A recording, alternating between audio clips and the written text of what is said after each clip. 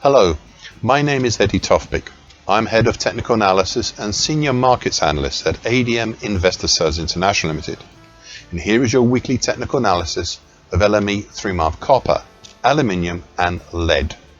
However, before we start, I just wanted to let you know that no AI, that is artificial intelligence, was ever used in the composition, production or recognition of any of these patterns, levels, analysis or any related items on these my charts. This was all authentic intelligence, all my own original work, as I think you deserve to have that. So with that, LME 3-month copper.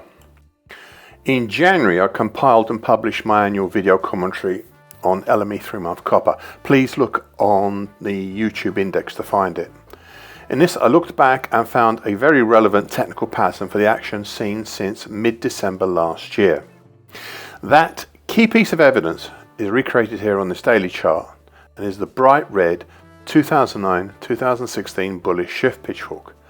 And the specific key piece is the bright red upper tine, currently at 13,380, that sits just above the top of the market and has capped, despite being significantly pierced on one occasion, that has capped a number of significant thrusts higher seen in January, February and even yesterday, now in March. Indeed, this is the key piece of overhead resistance and only piece of resistance seen here since the break up and out of the recent showrunner for this market in mid-December last year, the July 2022 to January 23 shallowy bullish shift pitchfork. So, this leaves us with the question, what now? Well, there are two possibilities, with one of them having a subplot, and none of them are really satisfactory. The first possibility was to look at the whole 2026 action so far as a possible complex topping pattern. And the best we can have as a proxy for a neckline is either the 50% Fibonacci line of the November 25 to January 26 move at 12,571, or else in some way the rising green short medium moving average, which is currently 12,823. But I am not at all comfortable with this last idea. The subplot to this is that we may now have what looks like a multi-bottom diamond pattern with one major spike formed between late December 2025 to date. It is not an easy diamond pattern, and with really increased chances of false breaks, I'm not willing just yet to call it a diamond top pattern, despite the break lower today. However, we should know more by the end of February, if not by the next week or so. The second possibility is to look at this whole 2026 action as a possible hesitation, for bullish halfway hesitation running from as far back as mid-November 2025 action. To be honest, this is even more unlikely, but it would be churlish of me not to mention it as a possibility. This then leads to what I said last week, and for now I will stick with this as an idea, and I quote, "Until things start to get clearer, I'll stick to the idea that we have a trading range between the 50% Fibonacci line at 12,571 below and the bright red upper tine above." End of quote. LME 3-month aluminium. The markets break higher in early January, up over the bright red upper tine, which is currently at 30.88, and out of the longer term bright red December 23 to July 24 bullish shift pitchfork, was the key event this year so far. However, I added to my commentary 6 weeks ago, and I quote, "There is the possibility the market may now move along the top of one or other of these upper tines, and it seems to wish to do that with now broken upper tine, and that's something to watch out for." End of quote. We have seen this move continue, well, sort of continue, and it has helped identify another larger pattern that has also been happening at the same time. This is not a very defined pattern. I don't think it has the required number of touches per side as yet, but we seem to have an April 25 to date very large rising expanding wedge pattern outlined in bright green on my daily chart, and it's currently 29.41 to 33.94. We remain within this pattern despite a spike 5 weeks ago that breached the upper trend line, but this breach has since been repaired. Hence, I suggest this is also one to watch.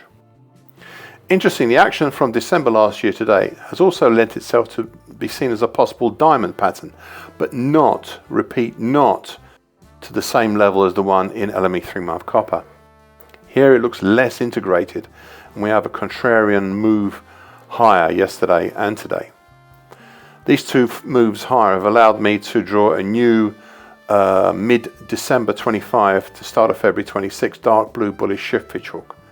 This is a timely pattern, as we might very well be morphing into a possible diamond pattern into a possible 2026 based double top from that diamond pattern. More on this if it develops. Another feature to watch for, and one that became evident to me on my longer term chart when compiling the annual video commentary back in January, you can find this on the ADM ISI YouTube channel, is a very large November 2015 to April 2020 bullish Andrews pitch hook, which I've transposed onto this daily chart and highlighted in purple. It's actually a really important one, but it's a big long-term pattern. The nearest part is the purple middle line above, currently at 34.13, just over the top of the January high on my daily chart. Please note, this is not a target level, but a likely resistance should we see prices continue to rise, as it sits close to the July 2008 high at 33.80.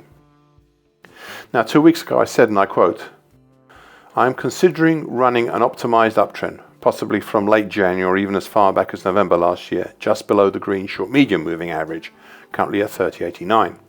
However, on reflection, why bother, as the green short medium moving average is doing a good job as a proxy for such an uptrend." End of quote. Now, I have no qualms with keeping to that idea, keeping the green short medium moving average as a proxy for an uptrend for now a third week. LME 3-month lead. The recent key pattern here had been the original rectangle pattern that developed into the quite shallow early August to mid-October 2025 bull channel, which was breached on both sides in October and in late November last year, and as I said 11 weeks ago, enough that I no longer think this pattern is viable as a rectangle. End of quote.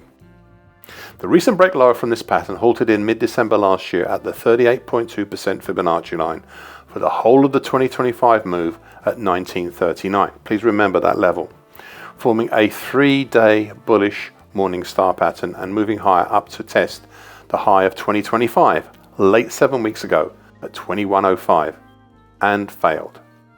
I suspect this failure up there was mainly due to the nearby 50% Fibonacci line of the May 24 to April 25 move at 20.98.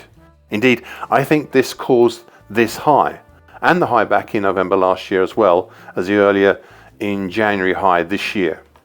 Since then, we have pulled back lower, down through the close-knit moving averages. In the process, the market created a small January-based head and shoulders top, and breaking below the dark blue neckline, currently at 19.98, late 5 weeks ago.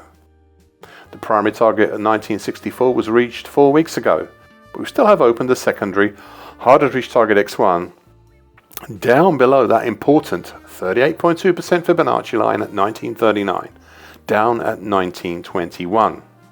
Now, I said 5 weeks ago, and I quote, "There is no real trend here, just look at the major moving averages, they're still closely packed together." End of quote. This is still the case, but most of them are now starting heading lower, which does mean something, as does the pressing lower between the 38.2% Fibonacci line below and the mess of moving averages above. That's the market getting squeezed. Plus the dark blue neckline there as well. Okay, so I'd previously noted last week how the build-up over February could be becoming a possible double bottom, but this pattern had not formed last week. Since then, we have moved lower, with today's low being the lowest since mid-December last year. This opens up a number of possibilities. The easiest is to look at it as a possible triple bottom now, which I grant you, it can be. But we can also look at the whole of the mid-January today action as a possible bearish cat's ears pattern. This is akin to a double top pattern forming after a steep fall, such as we have seen since mid-January. Additionally, if we can look at it as a cat's ears pattern, then the same pattern is managing to get it manages to get moving lower, could be a very large bearish halfway hesitation with an even further potential lower. As you can see, there's a lot riding on that 38.2% Fibonacci, so please be aware of this. Be also aware of false breaks lower. This leads me to my final point. It's a point I've been making here since the start of 2025 and will continue to do so going forward. It has been, and still is to me, the most important of all. So at the end of December 2024, we saw that 2024 had created a very large and rare annual key reversal down in LME 3-month lead. We haven't done that much since, and indeed prices are only slightly lower today than they were at the end of 2024. Now this is not an endorsement of the annual key reversal down, but neither is a strong countermeasure or repudiation of it. Hence, I still say, even now, with prices where they are, that one should still look at all things going forward in this coming year and beyond in this metal, in a shadow of this longer term bearish pattern. Thank you for watching and listening. This weekly broadcast gives the essential market patterns and consequences. Please be aware of the risk disclaimer posted both at the front and at the back of this broadcast. Copyright is Eddie Tofpik and ADM Investor Services International Limited. And here comes the final important bit.